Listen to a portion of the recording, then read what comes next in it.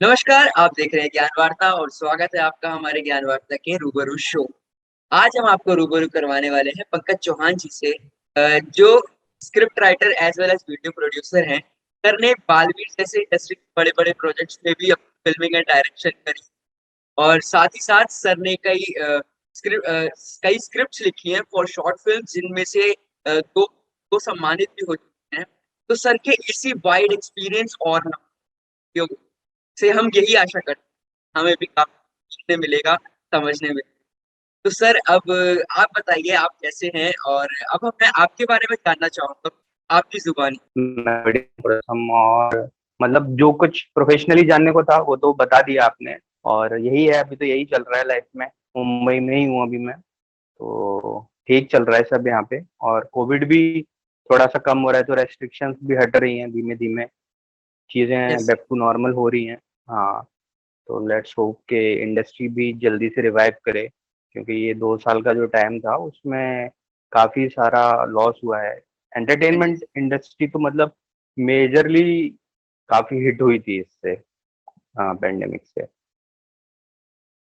Sir मेरे को एक सवाल था, एक जिज्ञासा सी जानने की, आपने कैसे डिसाइड किया था कि आपको मास कम्युनिकेशन फील्ड ही करनी है? उसके साथ-साथ आगे जाके आपको शायद बाद में आया होगा इंटरेस्ट अपना video production as well as script writing.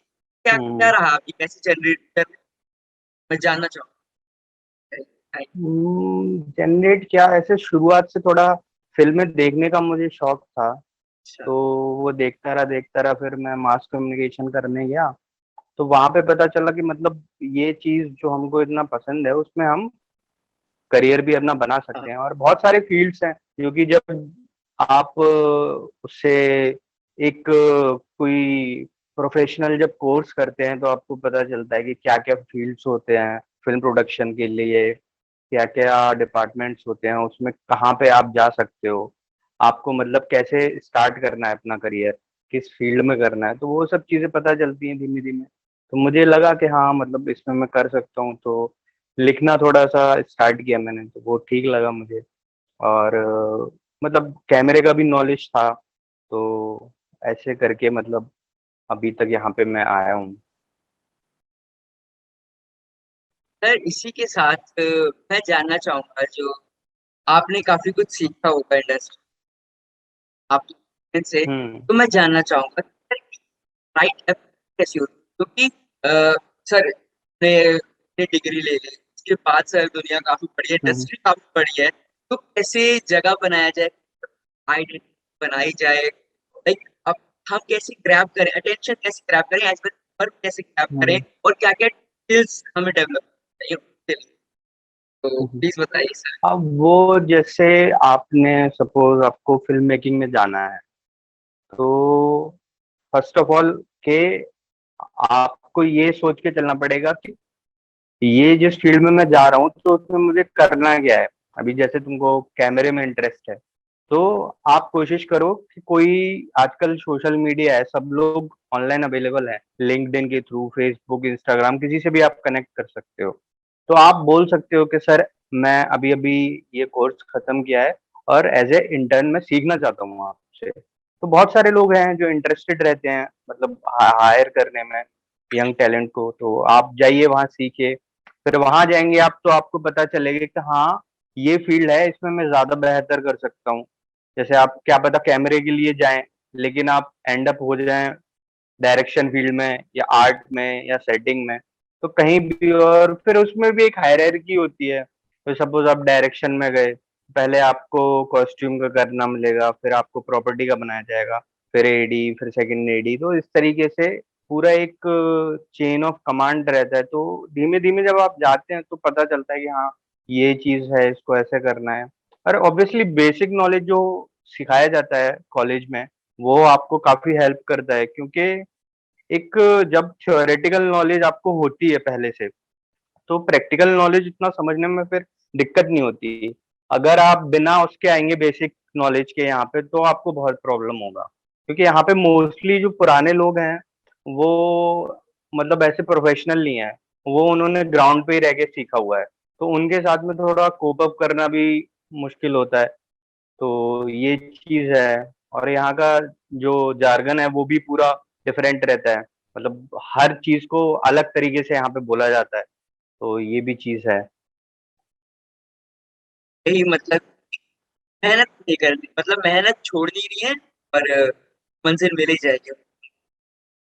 हाँ हाँ मेहनत हाँ, करते रहना। मेहनत तो यार बहुत करनी पड़ती है यहाँ पे, क्योंकि यहाँ पे शिफ्ट्स मतलब 12 घंटे से कम कहीं नहीं होती। अभी पेंडेमिक में थोड़ा कम हो गया है, वरना 12 13 14 घंटे का शिफ्ट रहता है आपका। तो आपको उतने टाइम तो देना ही है वहाँ पे, सेट पे। सर पता चला कि आप जैसे आपने खुद भी बताया कि आपको एंड वेब सीरीज वगैरह देखना बहुत पसंद है। तो आपका क्या सॉरी, एंड में मिस आप कर गया मैं थोड़ा। सर आपका क्या फेवरेट जॉनर है, मतलब आप किस टाइप की मूवीज एंड वेब सीरीज ज्यादा देखना पसंद करते मुझे थोड़ा सा ना मिस्ट्री और थ्रिलर पसंद है, और वही शुरुआत से मैंने देखा भी है। चाहे हैं? वो फिंचर ले लो, फिंचर मेरा मतलब बहुत पसंद है मेरे को, वो बहुत सही मूवीज बनाता है। हाँ, तो और वही सब मूवीज मेरे को पसंद है वैसी। सर हाल ही में ही कोई आपने वेब सीरीज या मूवी देखी हो या कुछ भी देखा हो जिसका आपको फिल्म या फिल्मिंग होता है या सिर्फ। अभी मैंने परसों ही देखी है हसीना दिलरुबा। कनिका ढिल्लों जिसकी वो हैं, डायरेक्टर और राइटर है। उन्होंने मन मर्जिया और मन मर्जिया बनाई है, और एक और मूवी बनाई है उन्होंने, नाम भूल रहा हूँ मैं उसका। वो मतलब बहुत अलग तरीके का काम कर रही हैं इंडस्ट्री में, क्योंकि रोमांस को जिस तरीके से वो दिखा रही है उससे पहले कोई दिखाता नहीं था। मन मर्जिया में आप देखो, मतलब एक बहुत ही नॉन बॉलीवुड टाइप की लव स्टोरी है उसमें, कि एक लड़का है एक लड़की है, लव ट्रायंगल। लव ट्रायंगल को भी इतने अच्छे से दिखाया है उसने, बहुत अलग तरीके से। और अभी हसीना दिलरुबा भी मतलब सेम तो नहीं बोलूंगा मैं, कुछ कुछ वैसी ही है, बट वो ना मतलब एक लव के भी ना बहुत सारे शेड्स होते हैं, हर इमोशंस के बहुत सारे शेड्स होते हैं। तो उसको मेरे हिसाब से ना जो कनिका ढिल्लों है वो अभी निकाल रही है ना, जो उस इमोशन में से वो पहले निकाला नहीं था किसी ने बॉलीवुड में। तो वो मेरे को बहुत सही लगी, अभी मैंने देखी थी हसीना दिलरुबा। हाँ।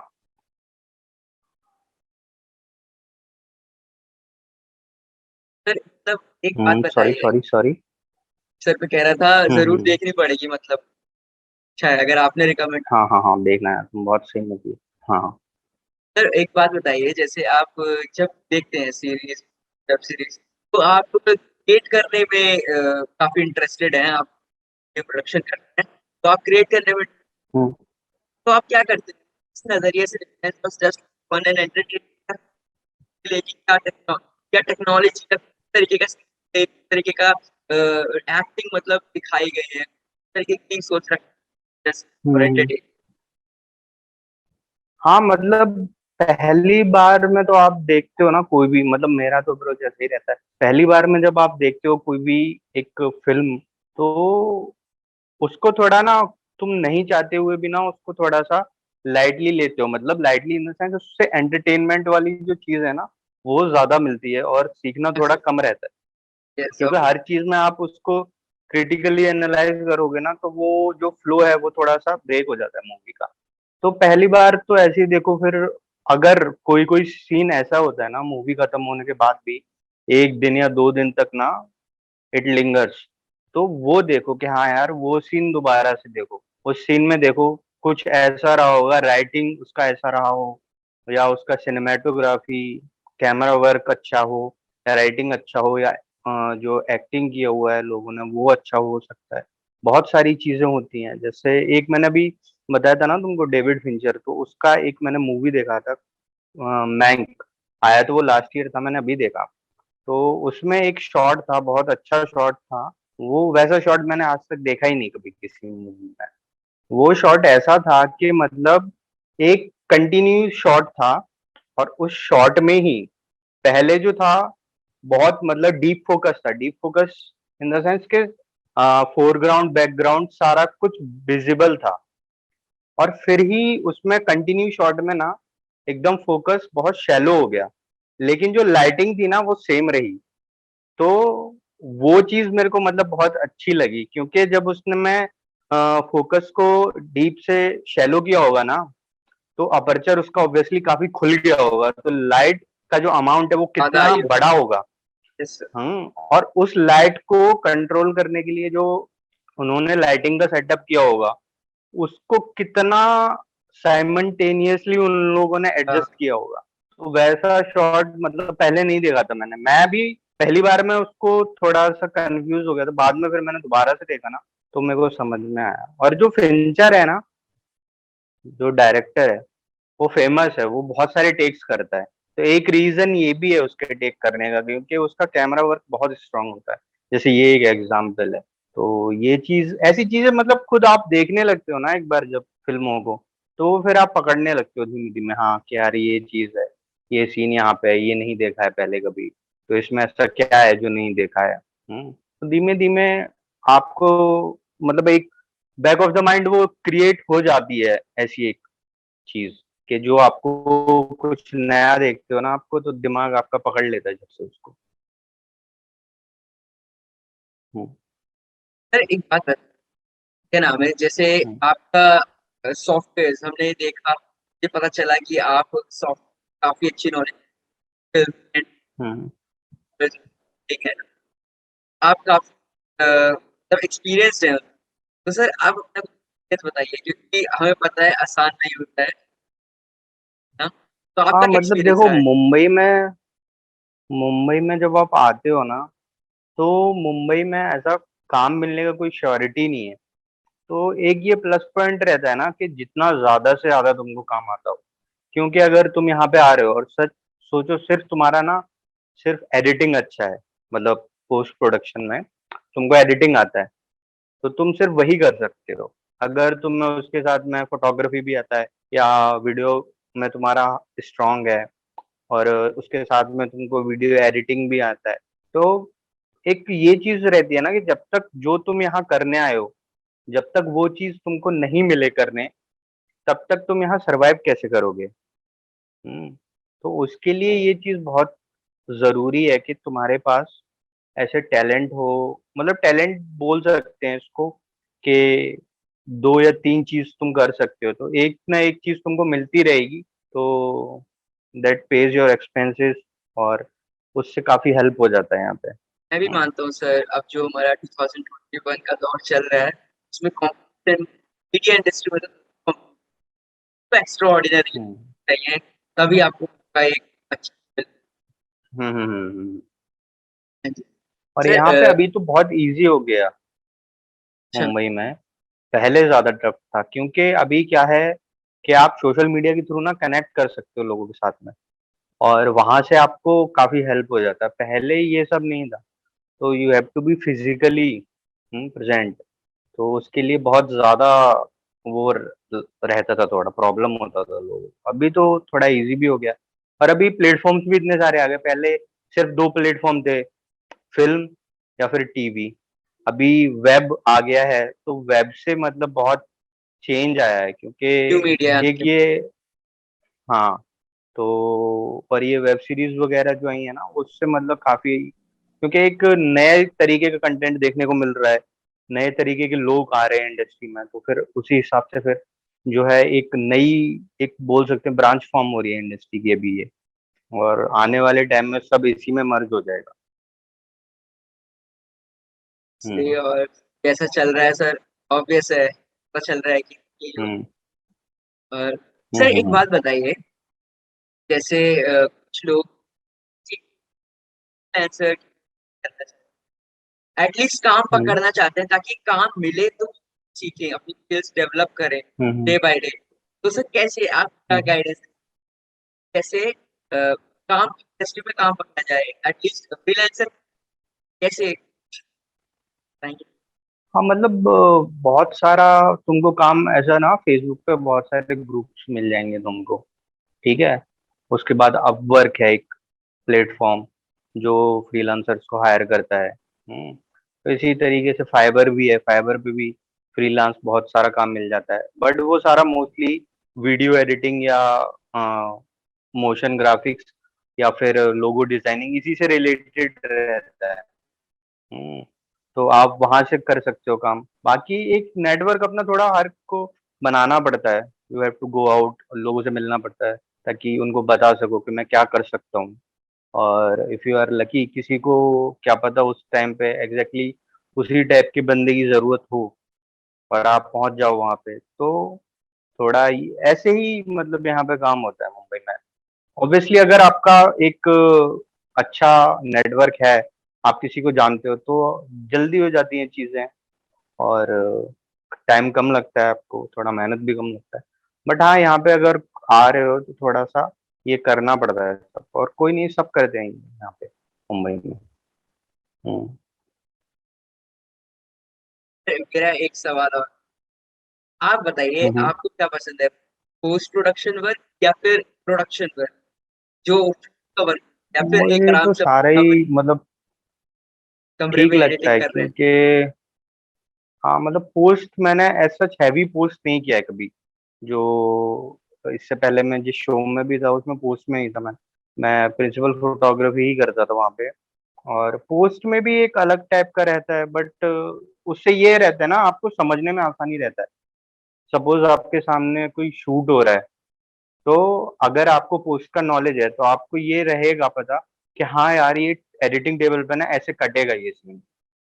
हम्म। तो मैंने सुन, आई कैन, उससे एक बहुत हेल्प मिलता है, हाँ। यस। और बाकी तो इंटरेस्ट सब में ही है, pre production, production, post production, सब में। कैसे लिख रहे हो तुम, कोई भी आइडिया आता है फिर उसको आप कॉपी पे लिखते हो, फिर उसका फर्स्ट ड्राफ्ट, सेकंड ड्राफ्ट, मतलब फिर फाइनल ड्राफ्ट तक बनता है। फिर उसके बाद जाके आप उसको शूट करने जाते हो। तो शूट करते टाइम पे आपने कितना इमेजिन किया है, कैसा इमेजिन किया है, उसको आप कहाँ तक, मतलब जो आपका विजन है उसको कहाँ तक आप शूट कर पाते हो, फिर उसके बाद वो एडिटिंग टेबल पे जाता है। तो एक एडिटर का भी अपना एक उसमें एक विजन होता है। तो फिर वो पूरी चीज कुछ और ही बन के आती है हमेशा, मतलब मेरा जहां तक एक्सपीरियंस है। तो वो प्रोसेस तीनों ही बड़े अच्छे हैं और तीनों का मजा है अपना।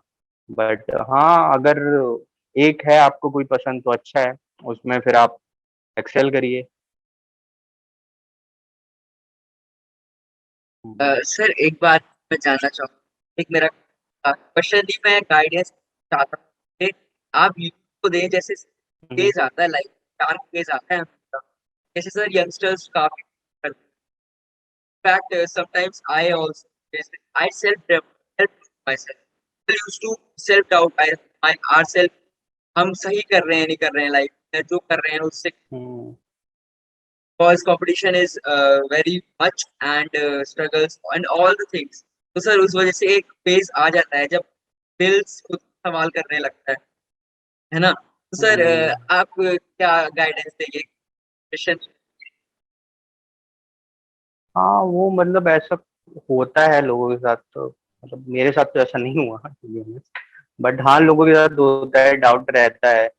और वो डाउट पता है, काम से भी ज्यादा ना लोगों को एक्चुअली डाउट जो होता है, मुझे लगता है जहां तक वो रहता है ना, कि क्या मैं उतना मेहनत कर पाऊंगा जितना ये काम डिमांड करता है। हम्म। तो वो चीज है, वो तुम्हारे ऊपर है कि तुमको कैसे अपने आप को मोटिवेटेड रखना है। और अगर हाँ, तुम सच में इस चीज को लेके पैशनेट हो, या किसी भी चीज को लेके पैशनेट हो, तो तुम इतनी आसानी से तो डिमोटिवेट नहीं होगे।